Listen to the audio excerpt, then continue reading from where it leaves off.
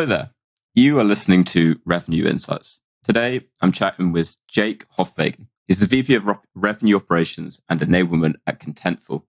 He's also designed and built go-to-market programs at NetSuite, Yext, McAfee, amongst others. Jake, pleasure to meet you. Pleasure to meet you, Lear. Finally connecting. So that's awesome. Yeah. We've finally got it together. Really keen to dig into things because you've been in operations for, I don't know if it's polite to say how long, a little while. So for anyone that hasn't met you before, Jake, what's your story? What's your background? Yeah. So first of all, thanks for having me. My story, my background. I grew up in Amsterdam, so I'm Dutch, and started out my career with McAfee a long time ago, and moved to the US in the late 90s, sort of during the .com hype. Primarily because I wanted to develop as a leader and learn more about sales, specifically sales in the tech world, and the Bay Area really was the place to be back then if you want to learn and develop. And I also, quite frankly, and to be blunt, didn't want to spend the rest of my life implementing somebody else's vision in RevOps or sales ops, as we called it back then. And decided to pack 2 suitcases and move and never look back. And had a great ride there. We did the IPO with McAfee.com. NetSuite obviously was fantastic. Yext was amazing. Moved to New York for Yext, and we did the IPO with them. Great place to live as well, New York. And now back in the Bay Area, San Francisco, working for Contentful, running RevOps, and enablement. Amazing. There's so many ways that I think we can take this. So let's begin with that's a serious amount of time dedicated to operations, particularly around a time that, revenue operations wasn't a thing. Sales operations was pretty new. What would you say has been the biggest thing that has changed over the past couple of decades in the operations industry? Yeah, that's good. Maybe it's good to sort of backtrack and sort of explain the rise of RevOps and what it is and what it should be, and what it often isn't actually. So I'm gonna travel back in time and sort of walk through sales ops, client success ops, marketing ops, and how it all came to be, right? And so a long time ago, before the turn of the century, right, you had a thing called sales ops, and we used to sell perpetual software, and you got your software in a box. And most of the time, that was a CD-ROM or a floppy disk. You got it to a 2-tier channel, so a distributor and a reseller, right? And they, typically speaking, installed it. And so a good sales ops person back then, when we were selling perpetual software, was able to process a sales order, right? Because you actually had physical inventory that had to ship somewhere. You could design a comp plan that attracted sales talent, right? Because the number one goal of a comp plan is to attract and retain sales talent and pay them handsomely if they perform, right? And so that part of the house, run a forecast goal. And so if you could do all of that, design and implement an awesome comp plan, run a forecast goal, help out with KPIs, right? Do some reporting because we didn't even have CRM back then, right? And run your order management. You were amazing. Right. And it wasn't easy, right? Because shipping a physical goods and it was quite difficult actually back then, right? Making sure you had enough inventory and et cetera, et cetera.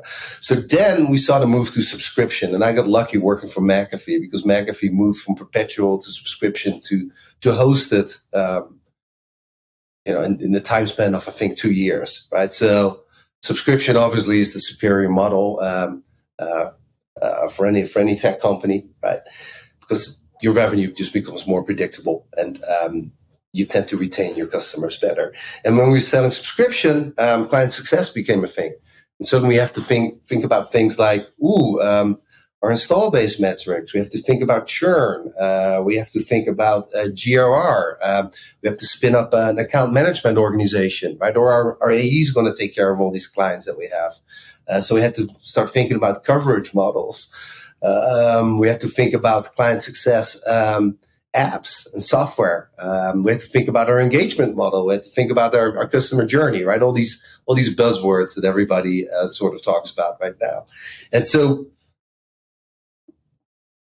it was really hard to make sure that that person who was really awesome at order management, that person who was really awesome at designing comp plans. I think it works right now, so we're good. Yeah, thank you. Those IT jumping in with the network. Yeah, I think we are good. I think we are good. Yeah, I think we are good. And so it was really tough to basically focus on the sales ops side of the house and the client success ops side of the house, because we're just completely different skill sets. So client success ops became a thing. And for a while, we had sales operations and client success operations. And eventually, that rolled into a single role, because operating in silos isn't ideal, right? And that's the main purpose of RevOps, really. And then a little bit later on, during my career, when I was at NetSuite, SaaS was a thing, and SaaS was a thing with McAfee as well, right? Because obviously, making sure that your customer can download directly is superior. Delivering updates and is superior versus the old way of shipping software, right? There are all kinds of benefits to the cloud. I'm not going to go into that right now and bore your audience with that. But marketing ops really came into the fold when all these SaaS companies went to a huge growth spurt, and we all started to hire SDRs, BDRs, right? And I think we kind of lost our way on why we hired SDRs, BDRs in the first place. It was a training ground for the sales community, right? We couldn't find AEs fast enough, so we all developed college recruiting programs and enablement programs to hire an SDR, BDR. SDR, BDRs used to be in their role for about 9 months, and they would either get promoted to an AE or an AM role or cycle out of the company, right?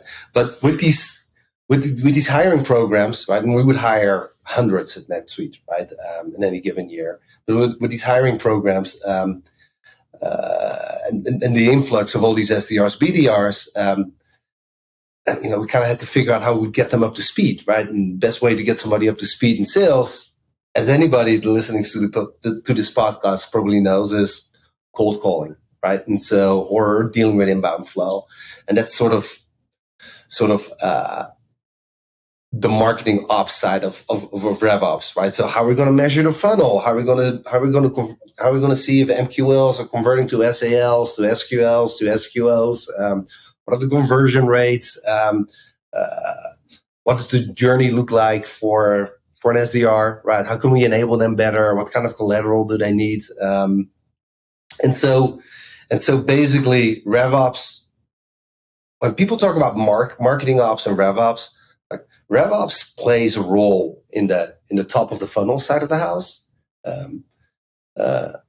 but definitely not in campaign management, right? So you need to have a clear distinction. So anyways, at some point in time, we all thought it was a bright idea to sort of marry that traditional sales ops component with that traditional client success ops component, and that top of the funnel component, right? That marketing ops component, and call it RevOps. And here we are, right? And it makes sense because you don't operate in silos. And larger companies, I see it right now still a lot in the marketplace, where just larger, more legacy companies, they still operate in these silos. And that's not ideal, right? You don't want to have a separate system in marketing, separate systems in client success, separate systems in sales. Things don't talk to each other. You're going to create a data soup. It's not ideal for your customer because you don't develop a consistent customer journey. So they deal with all kinds of different people, right? Like, hey, this is Jake calling from sales, and then somebody from the client success house is calling, or you have a BDR call and all on the same account. It's really, it's not a good look. And plus, it's just also not a another wise use of your resources. So tons of benefits. I know that was a long story, but hopefully that sort of, I like to tell it because people don't know where it came from, RevOps. And I also find that when people talk about RevOps, they really either do a little bit of sales ops, they do a little bit of client ops, or a tiny bit of marketing ops, but not really RevOps, right? Which I find interesting. Yeah. No, I love it. I was actually writing down. I was thinking if you fancied a job as a RevOps historian, then I think there's probably a good place for you there. Man, that really sound like grandpa. I mean, it's not. It really hasn't been around that long, but no, I love it. So, with that in mind, and I think what really stood out to me from that is kind of where we are today, and so often speaking to people in revenue operations roles, it still feels very much like it's being fleshed out. It's not quite like marketing, which is my background, where it feels very clearly defined the way of doing things. Now, you generally get some variations on it. Whereas for revenue operations, I think, aside from the whole idea of breaking down silos and having consistency across the go-to-market function, there's still a lot of ambiguity around what it's responsible for, and I think it varies by business. Now, that's my opinion. I'm interested to know, would you agree with that, or do you see it in a different way? No, I agree wholeheartedly with it. In order to demystify it a little bit, right? RevOps, think about it as sales ops, serving the sales community, serving the client success community, and servicing the marketing community. So sales ops, client success operations, and marketing operations, servicing your field organization. That's how you should look at it, right? Your field organization consists out of your account executives and their leadership team, your SE organization, your account management organization, your CSM organization, your field marketing organization, your partner organization, right? So everything touching revenue and driving revenue, basically. So your field organization, underneath there you have marketing ops, client success ops, and traditional sales ops, supporting all these different functions, right? And so if you want to establish a good RevOps crew, I think you break it down further into 4 pillars, right? So we understand now the organization, the different sort of flavors, right? And below that you have what I call business operations or business support, and that's typically speaking your classic sales operations, right? So anything that keeps the wheels turning, right? Whether that's a deal desk motion, whether that's sales support, whether that is business partnerships, right? So if you have a tech company, you might have somebody running EMEA, North America, APAC, or maybe you have different verticals depending on your coverage model. All these sales leaders need to have their RevOps person, right? Their business partner, just to help them out with forecasts, with QBRs, to help out with onboarding of new reps, finding their way through a maze of red tape that probably exists in your company because people blew up all kinds of processes, helping out with comp, queries, you name it. So your classic sort of sales ops, right? KPIs. And so I call that business support. Deal desk is also firmly underneath that, right? So that's basically servicing the individuals in the sales organization, depending on your coverage model. Then you have what I call strategy and insights, right? Which serves the overall company. So that's the second pillar, right? And so think about that as comp plan design, KPI designs, your planning cycle, rolling up your forecast, maybe, organizing, a global forecast goal, QBR cadence design and bringing them to life. Your bookings policies, your rules of engagement, right? So basically, other companies might call that biz ops, or maybe it sits a little bit in sales ops, but basically strategy and insights, right? Second pillar. So servicing the company as a whole. because you do need that, right? You need to have a referee that sets out rules and comes up with strategy. Then the third pillar would be systems, basically taking care of your tech stack. And that could be either taking care of the tech stack all the way, the sales tech stack, so adminning, engineering, or it could be working together with the CIO and just basically providing requirements to them and having them implemented. I don't really care either way, as long as we have people dedicated to the sales tech stack. So that could be your CRM, your data tools, your sales productivity tools, your LMSs. I can go down I don't want to mention any brand names, right? Your forecasting apps. There's so much tech right now out there. There's too much, actually. And most of it is really not leveraged properly, which is one of the benefits of RevOps, quite frankly, right? I probably cut a couple of million of cost at least out at Contentful, just in frivolous tech spend, and quite frankly, saving a lot of work for our IT team maintaining all these things, and saving a ton of time for our AEs, right? Because their manual inputs were just absolutely ludicrous. So sales stack. And then number 4, enablement. And I think enablement, you could call it RevOps and enablement, but enablement is really where your sales methodology and your sales process come to life, right? But you still need to bring it to life in your CRM, for example. And so it helps that enablement sits in RevOps, right? Because you got to make sure that every step is well designed and laid out. Your sales methodology is more, so your sales process is more like how you sell.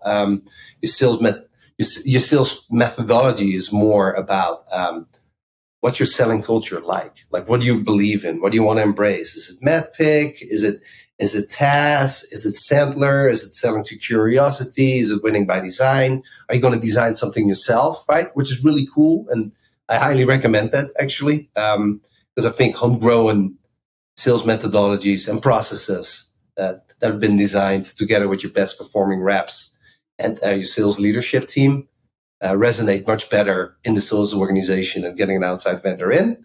Hopefully they don't pick up on that comment, but it is true. Your best, the field knows best. They really know best. Think about your RKOs, think about communications to your sales organization. So that also sits squarely in enablement, and communications is big, right? So your monthly sales meetings that are hosted by a CRO, email communication. I find communications to go wrong so often and are so poorly designed, and so it really pays off to have somebody in enablement just focusing on comms, and that's how you structure a RevOps organization that scales, and that's what we did at NetSuite very early on and at EX, and that's what I'm doing at Contentful right now. So field organization, if that made sense, then sales ops, marketing ops, client success ops, and then the pillars below that would be business operations, strategy and insight, systems, and enablement. Yeah, hopefully that was clear. Excellent summary. And actually, you should come and join us in RevOps now. I'm going to steal that. I feel like I can draw it out beautifully now. And actually, I think it really helps to start to capture all together in terms of all of the different responsibilities, right? You kind of alluded to it while explaining it, where, some businesses call it something else and sometimes it kind of lives somewhere else. But in reality, I think you've certainly framed it really beautifully. And yeah, I think so, because we're going back and forth. So what I see right now in the marketplace is, you have somebody who's really awesome with sales systems, right? That's not RevOps, man. Right? Or you have really somebody who's really awesome in sales process and sales methodology. That's not RevOps. Or you have somebody who's really awesome in KPI designs and scorecards and comp plan design, and that's not RevOps either, right? Or you have somebody who's an awesome business partner, right? These are all super valuable roles, But they're all just a component of RevOps, right? And I find that the market is a little bit confused about everybody's using a RevOps title. I mean, we all know why, right? But they only do a sliver of what RevOps actually is. Yeah, and the one that I really wanted to call out that I felt when coming into this conversation was certainly unique to me. I don't see it as frequently and would love to get your perspective on it because you've included it as one of your pillars in there. Enablement, which I think very more traditionally tends to sit within the sales function. For you, obviously, key responsibility, so much so it's literally in your title. So what's your perspective on enablement? Why do you see it fitting underneath operations? Yeah, so a couple of things. I've only I've only one rule in my career. I only work for CRO.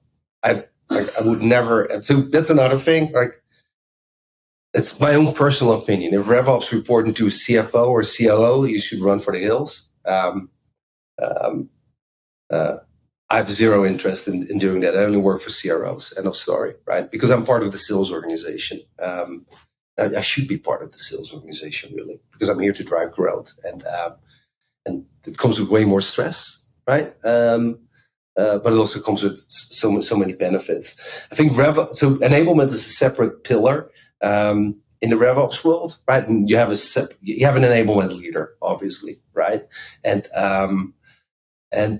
I think it's really important because remember we talked about, I don't want to use the word sales process and sales methodology too much because otherwise your audience are going to, we heard it right now. But, your sales process. So think about your field organization, right? Your field organization consists out of all these roles I previously described, right?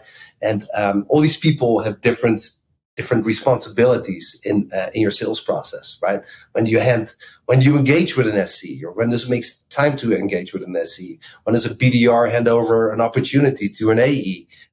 When is the AM going to engage? What's the role of the CSM, right? And so baking and really spending a ton of time on your sales process and really making it clear, hey, these are the steps in a sales process. These are the people that are responsible. So really defining roles, right? This is the type of tech we need to support each step of the sales process is really key, right? And so a great enablement leader will take charge and develop this for you, right? For sure. And then that enablement leader certainly needs to bring it all to life, right? And not just with enablement, right? And assets and collateral and playbooks, right? But also with the people who run systems, right? Because every stage needs to be clearly visualized, right? And how are you going to do that? And which piece of tech do you need to buy? The roles and definitions, right? Play a part in compensation design, for example, or your bookings policies or your rules of engagement. And so if you have somebody in enablement working in a silo, it's harder for him or her to really get their vision across. It's harder for your CRO to get his vision across the entire sales organization. And you just have less of that in RevOps, right? Where it's just a clear, consistent flow. Yeah. No, I asked the question, and the way that you described it is exactly what I had certainly in my head. Which very frequently, when we talk about revenue operations, what we're talking about is often what in your 4 pillars, kind of the business support role, in terms of providing data and providing insight on, here's where we're winning deals. Here's what we need to look at, and here's what we need to address. But so often sometimes the shortcoming then is, okay, now how do I implement that insight? How do I take that golden nugget of information and actually leverage it within what we're doing on a day-to-day basis? So for me, again, opinion, but that's where I see enablement coming in, because and I'm going to do exactly what you did. Like, process then comes into it, right? In terms of, for example, it might be going after this specific persona at this specific company in this country. We're seeing that our velocity is up 50%. Okay, how do we do that? it's not just a case of, well, just tell someone and it happens overnight, right? It's got to be built into how the organization is being structured. So it doesn't surprise me to see enablement starting to come underneath that umbrella. No, it's a great lever. And I mean, if you think about, also KPIs, right, which you track in this business insights, right? But I mean, what can you really influence in sales enablement, right? It's ramp time, so time to productivity for an AE. So when are they starting to hit their quota? Time to first, time to second deal, right? Pipeline development, average sales prices, right? So making sure that you get more out of an existing customer. I mean, that can go on for hours, right? But like those are pretty, like, and cycle times, right? Shorten your cycle times, right? Those are probably like the five big ones, right? So if you have a good enablement leader, right, they go like, yeah, I'm raising my hand. I own ramp time, so time to productivity, right? Time to full productivity. I own making sure that, we increase our ASPs, right? I own reducing sales cycle times, et cetera, right? And so if you have somebody, reporting on that, that's great, right? And it's also a supportive function for your CRO, right? So that then they're not going at it alone. And then giving them the insights, right? It's small it's easier when it's a small company, right? But I mean, at NetSuite or Nutanix, right? Larger companies with like thousands of AEs, it's really hard to figure out who's ramping, who's not ramping. And believe it or not, systems, even to this day, aren't that great, right? If you talk to the average RevOps person, say, can you just click on the button so you can see, how an AE is ramping, time to first deal, time to second deal, ASPs, right? Most of them say, yeah, we can do it, and they can do it, but it's a lot of spreadsheet jockeying, and just getting that entire flow down is really important, right? So when you do your functional QBRs, so QBRs with your enablement leader, right? Here are the KPIs I'm responsible for. Here's how we're doing, right? And it sort of becomes a group exercise, which is great. Yeah, definitely. I want to change this into a slightly different gear. We've talked about everything from a high level. I'm really keen to know. You've touched on Yext, NetSuite, McAfee as well. But what were the learnings that you took from that into your role at Contentful now? So we've talked a lot about your experience, but what did you take that was like, okay, I need to do it differently this time to make it work? Gosh, I think at McAfee, I learned a lot about, again, I was just lucky to see the motion from perpetual to subscription to hosted, right? Like that's priceless, right? Because people don't know that anymore, right? And that's okay, because it's not maybe super relevant, but it's nice to look in your rearview mirror and understand how things developed a certain way, right? And it resonates really well with leaders who sort of grew in the tech industry, right? Sort of the rise of SaaS, right? And working with channel partners a different way, for example. And so at McAfee, it was very much about learning about different, almost delivery models, right? Because all SaaS is, in the end, like, we turn it into this big, right, complex thing. It's not. It's easy. It's just a delivery model. It's how you deliver software. You don't have to, host it yourself anymore, right? We do it for you. That's all it is. The subscription model before that was really the big shift, right? If you think about it. And SaaS just piggybacks right on the subscription model. So that was really valuable. And then having the IPO at McAfee.com, which was a spin-off, right? Was cool, right? Just getting IPO ready. And talking about subscriptions per subscriber and coming up with all these different SaaS metrics, and going to NetSuite, right? So learning all of that, but not really being conscious about, I learned all of this, right? But then at NetSuite, you start getting conscious about it, right? And then seeing the rise of the top of the funnel, right? And then scaling a tech company is so, let's be honest, right? Like, that was the best thing that ever happened to me, right? Going from 80 million, whatever it was, in ARR to well over $1 billion, right? And how we did that, and how we reinvented the sales organization, and how we spun up verticals, and how we changed our strategy year after year. And it's never like people think it's easy, right? When I started out at NetSuite, it was, dude, it's never going to work. Nobody's going to put their financials in the cloud, right? It's not going to work, right?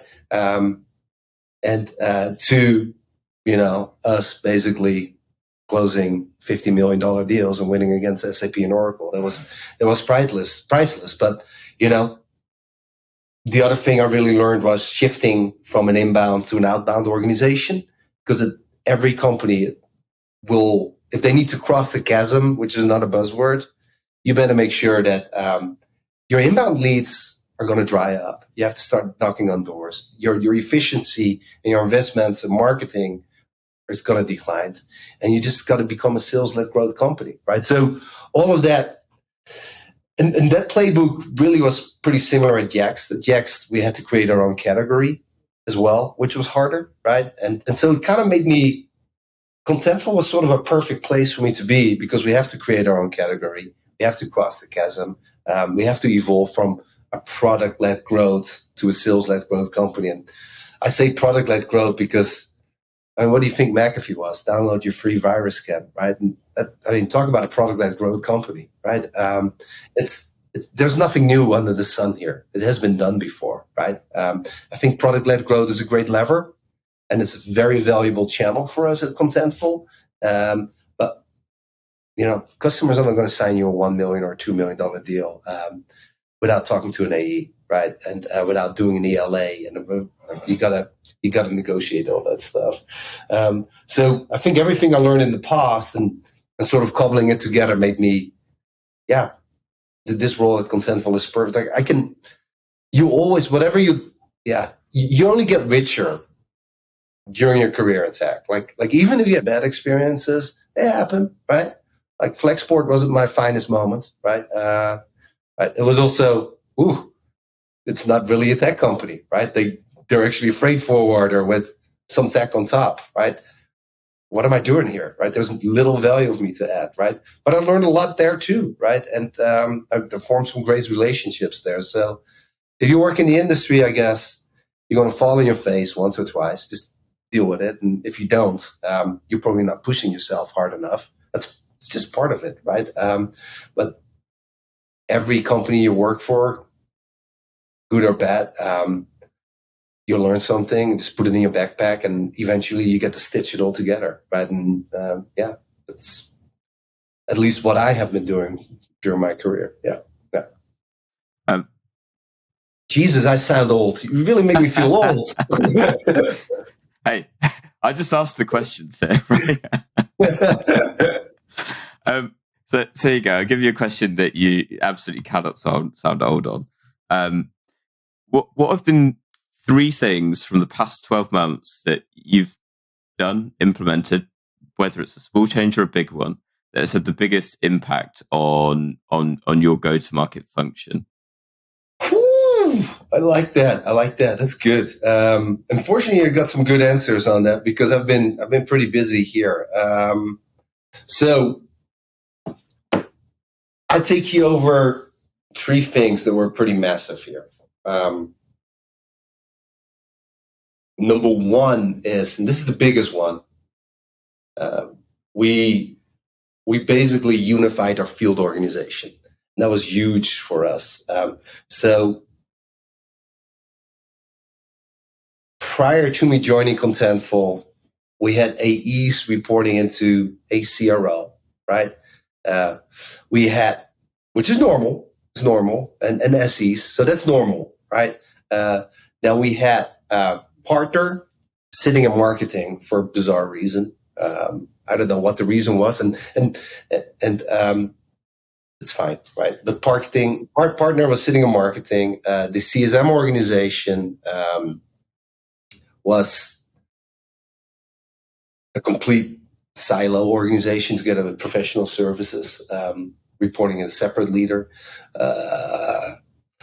Our AMs were reporting into our North America sales leader.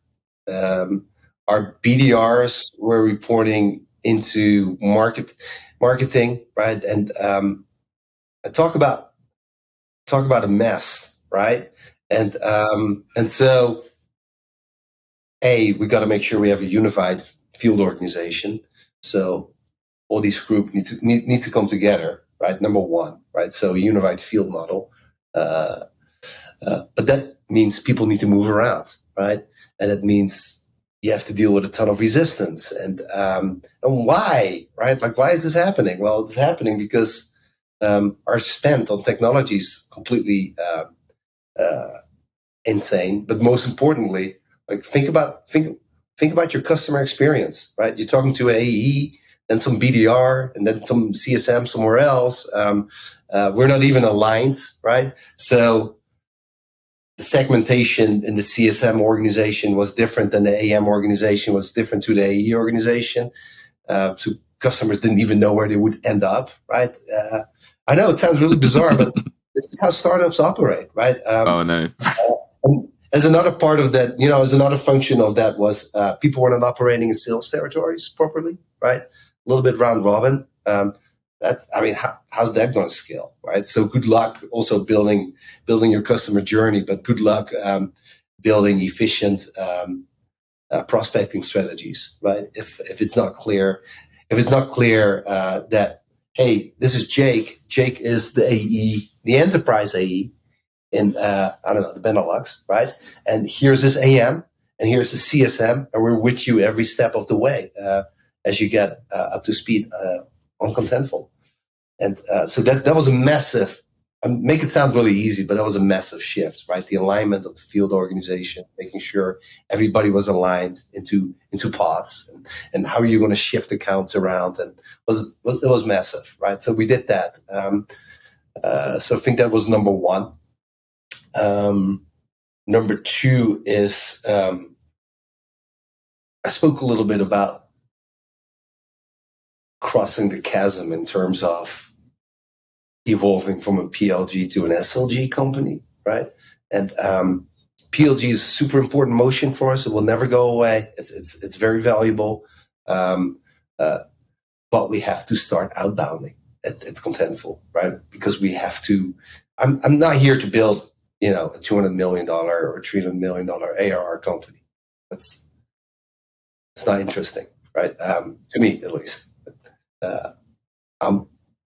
Maybe, I want to have a right like at a NetSuite, right? Or, Yext, or you name it, at McAfee, right? Like, I want to go over $1 billion in revenue, right? And so we're not going to get there. We're not going to PLG ourselves to $1 billion in ARR, right? But we will get there if we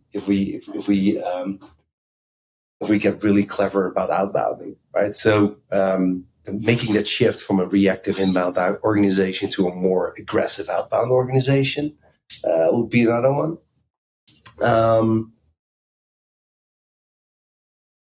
I think those are two really big ones. I mean, I can talk about, and I think number three probably. I really took ownership of a planning cadence. If your planning is done by finance, oh God, do you have any CFOs listening to this podcast? Very little? Very, very little. If they are, good. Then feel free to skip to the next episode. And No, because they're quite often very myopic in their thinking, right? Well, here's the number, and you're going to hire this many reps, and here's the productivity, and we're going to crush it, right? And quite frankly, what's happening in the marketplace right now, right? It's not me, right? Like, I'm just all the layoffs, all the firings. Like, talk to your CFO, right? Talk about this incredible, disgraceful planning job that has been happening in our industry as a whole for the last couple of years, right? And so, as a CRO, you better make sure that you want to get a number from finance that you need to hit. Fine, totally makes sense, right? Because they have to make sure that they appease the investors, right? It ties back to a budgeting number. But you as a CRO, you better make sure that you get together with your RevOps crew, try to figure out what does that mean for hiring, what does that mean for capacity, what does it mean for your marketing plan, where's the pipeline going to come from, pipeline by parties, right? So your inbound, your outbound, your PLG motion, your partner pipeline, what are they going to deliver? How do those targets look like? If you have a gap versus plan, cycle it back up to finance and great. Like, hey, I got a 15, 20, 30, or, $1 million gap. Like, are you going to develop a new product? Are we going to open up new offices? Like, how do you want to make up for this? Right. Really taking ownership of the entire planning cycle and liaising with marketing and finance and product to make sure we can get where we need to go. Right. Because the answer quite often isn't, let's hire 50 or 100 or 150 more reps. Right.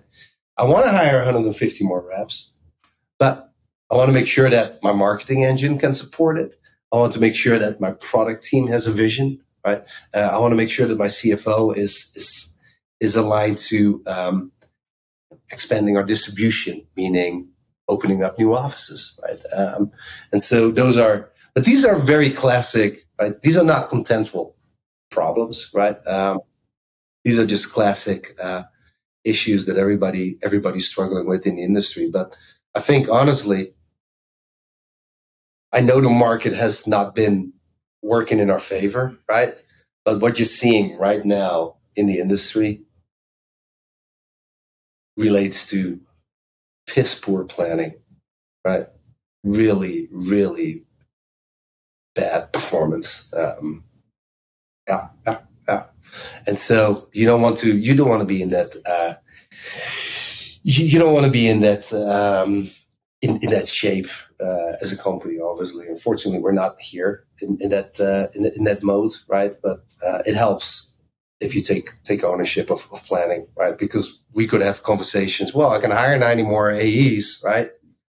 But if I don't have a product to sell, or if you don't really want to expand our distribution footprint, or if you can't keep up with our marketing motion right now, maybe it's not the best investment, right? So we got to figure out other levels of growth, right? Maybe making our current AEs productive or whatever it is, right? There are plenty of ways to skin the cat, but those were the three things. And I guess I went a little bit off track because I just find it. I used to be a seller way back when, and I hate it when people have mortgages, they have kids, they have mouths to feed, right? Maybe a little bit too emotional. Like, I don't want to sound too emotional, but it freaking sucks if people quit a job, go somewhere else, and then just get laid off 6 months because some yokel couldn't plan the business properly, right? Yeah.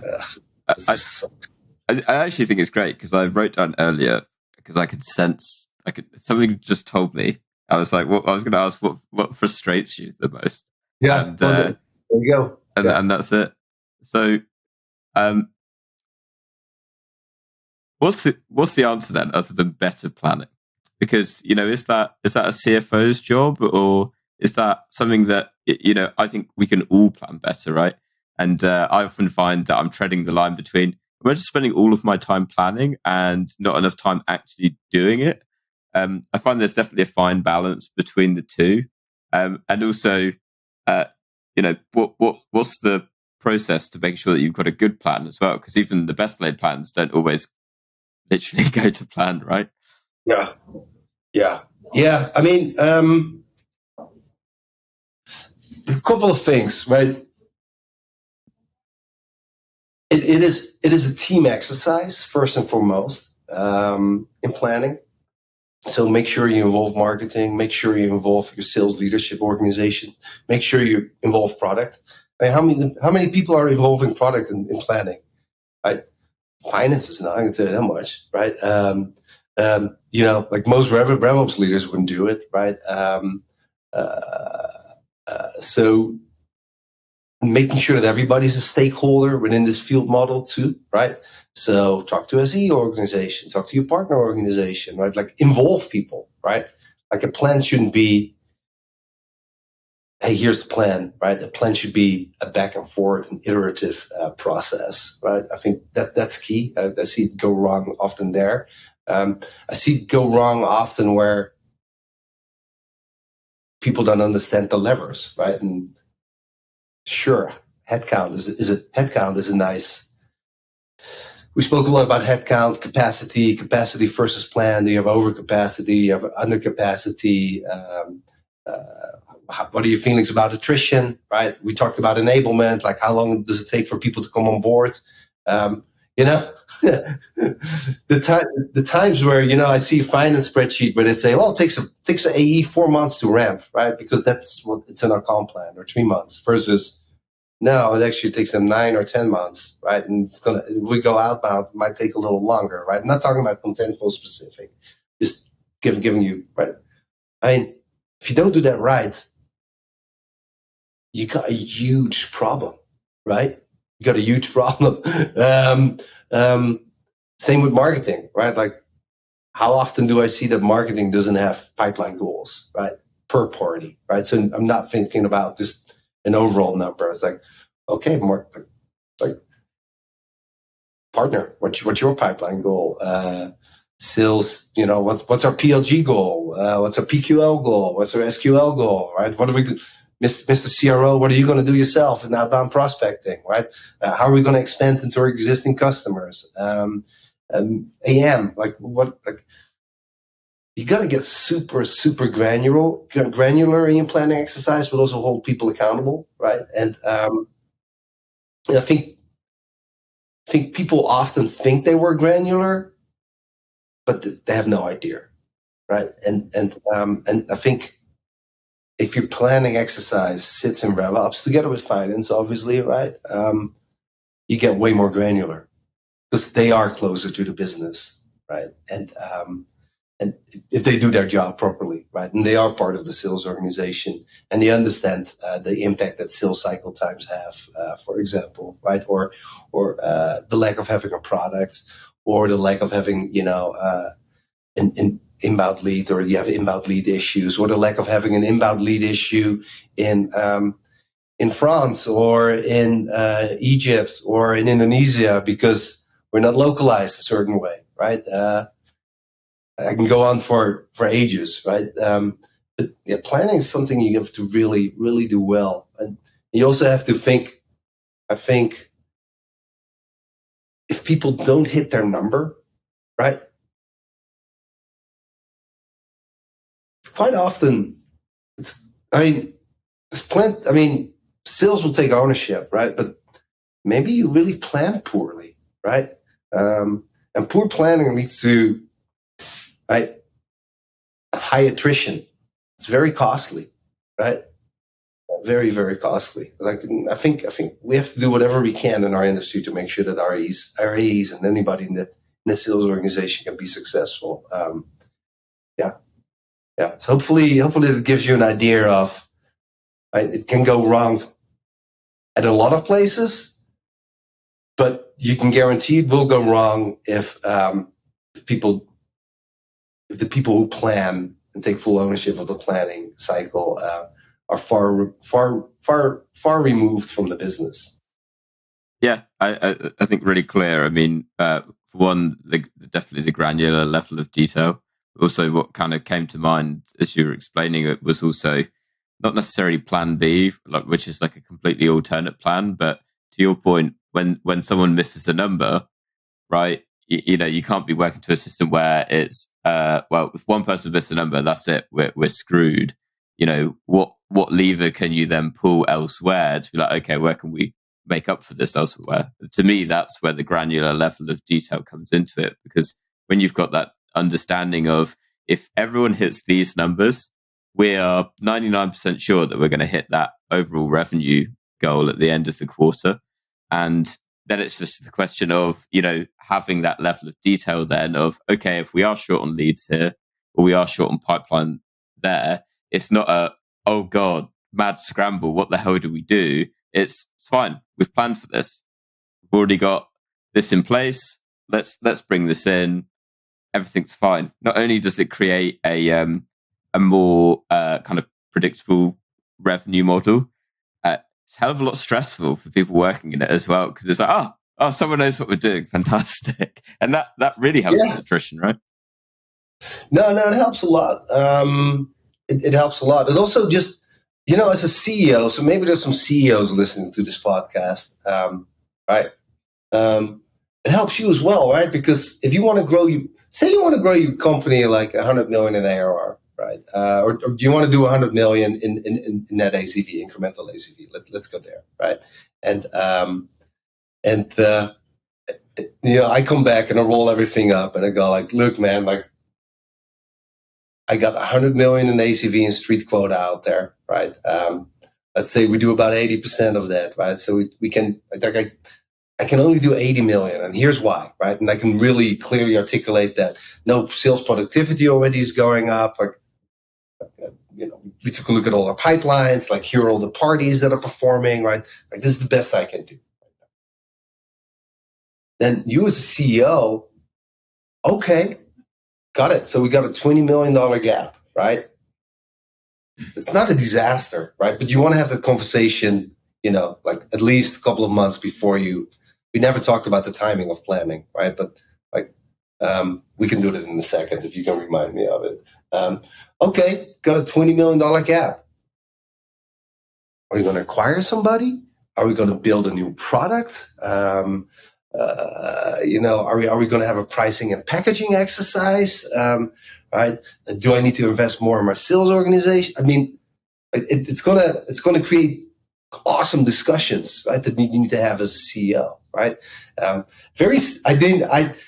had it twice in my career actually where we're like, well, here's the plan, right? And we're like, I had once or twice where like, well, I think we can actually do 150, right? So if it was 100, like, I know we're going to crush this. So, but most of the time you're below, right? But you need to have these discussions, right? So timing, you need to have these discussions like a couple of months before the end of the year, right? You need to be baked, right? So there's another good planning and rev ops. So back to making it relevant to your CRO again is, I pride myself on welcome to the new year, day 1 or day 2, and actually before that, right? Here are your quotas, right? Like, you want to have all that stuff done and dusted. You don't want to wait a freaking month and like give somebody their number, right? For example, but all of that planning stuff needs to be flushed out. At least 90 days. Talking about giving marketing goals, and that needs to be done. 3 months before the end of the year for sure. And it has to be an iterative process as well, right? So. Right now, I'm planning for next year already, right? And I'm doing my 3-year plan. Yeah. And I do that every quarter. I update my 3-year plan. And so, if you have a good rev up that sounds too cocky. Sorry. Like, maybe I'm a little cocky. If you have a good rev ops person, right?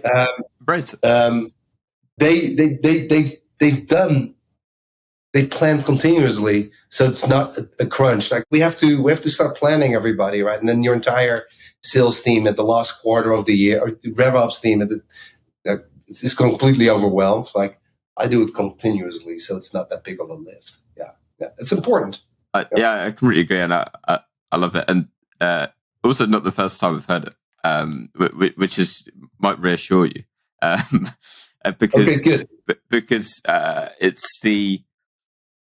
it allows you to adjust, right? When things do go wrong or there are extraneous factors, it allows you to pivot. I do wonder how that went for you going into COVID and a pandemic. Did the plan go out the window, or was it just another day in the office? Like, well, gonna have to replan for this one.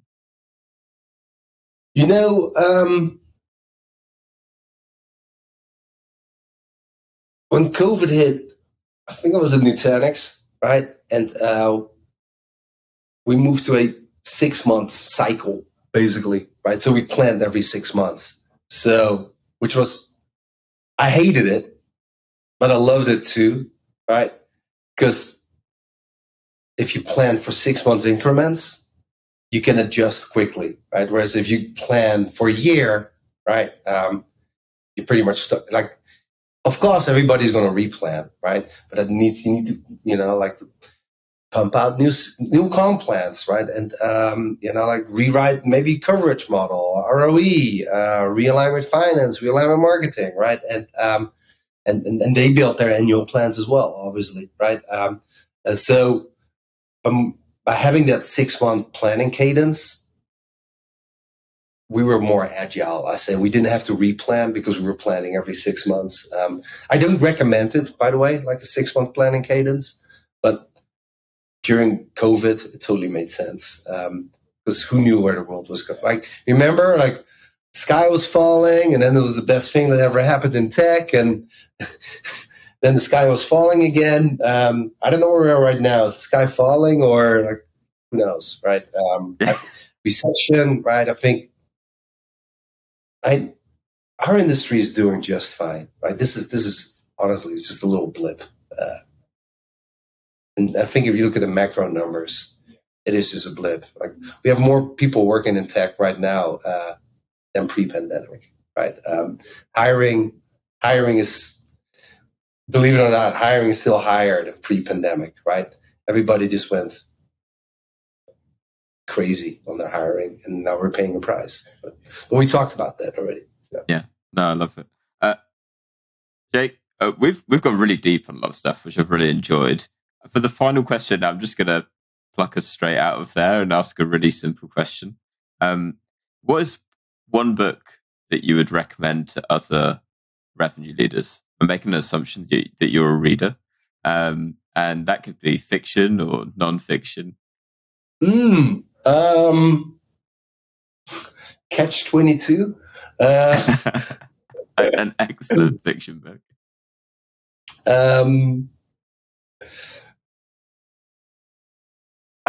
That's tough.